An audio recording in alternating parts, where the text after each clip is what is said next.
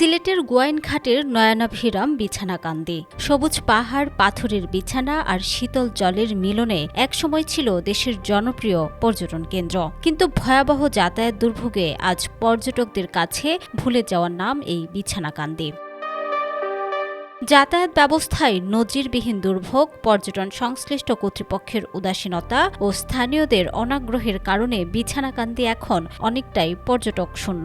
সাপ্তাহিক ছুটির দিন কিংবা বিশেষ কোনো দিবসেও হাতে গোনা যে পর্যটক যান তাদের জন্য নেই পর্যাপ্ত সুবিধা। নামে মাত্র একটি শৌচাগার, সেটিও ব্যবহার অনুপযোগী। নেই নারীদের পোশাক পাল্টানোর নিরাপদ স্থান, নেই টুরিস্ট পুলিশও। স্থানীয়দেরও আগ্রহ নেই পর্যটন সেবায়, বরং বহু মানুষ ঝুঁকছেন পাথর লুটে কিংবা চোরাচালানে। বিছানাকান্দি সীমান্ত দিয়ে রাত দিন ঢুকছে গরু, চিনি, পেঁয়াজ, রসুন। স্থানীয় যুবকরা মোটরসাইকেলে করে তা সড়ক পর্যন্ত পৌঁছে দেন। সব মিলে অযত্ন অবহেলায় ধুকে ধুকে মৃতপ্রায় বিছানাকান্দি।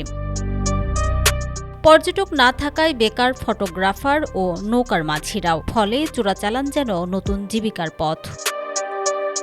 এদিকে 10 কিলোমিটার সড়কের জন্য প্রায় 28 কোটি টাকার প্রকল্প 3 বছরে শেষ হয়েছে মাত্র 35%। গাফিলতির অভিযোগে ঠিকাদারি প্রতিষ্ঠানকে চুক্তি বাতিল করেছে এলজিইডি। নতুন দরপত্র আহ্বানের প্রক্রিয়া চলছে।